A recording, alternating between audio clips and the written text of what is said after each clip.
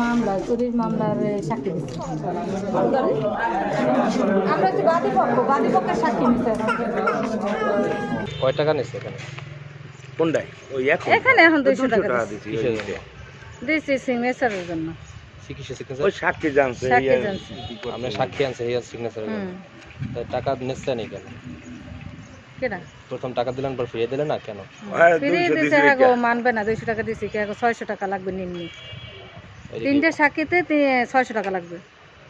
ও 3টে সাক্ষী দিয়েছেন, 600 টাকা লাগবে। 200 টাকা রইবে না? না। এটা কি পেশকারে বলছে? হ্যাঁ, এই যে সাইন না হে বলছে। সাক্ষী আইছিল কি? আপনি সাক্ষী? এই একজন আর ওই গেছে, ওই একজন। আমি ছিলাম বাদী। বাদী দেওয়া লাগবে নাকি টাকা? বল যে আসামি তারে ধরাইতে পারেনি? ধরাইছেন। ধরানোর পর কাস্টডি হইয়া তারপরে সারা পাইয়ে যে ঢাকা গেছে আর আসে। ধরেন আপনার বিবিকে এই যে টাকাগুলো নেয় আসলে কি ঠিক? আসলে তো ঠিক না, এটা তো সরকার পাবে। বিচার যদি কোর্ট দিয়ে না পাই, আমি অন্য চেষ্টা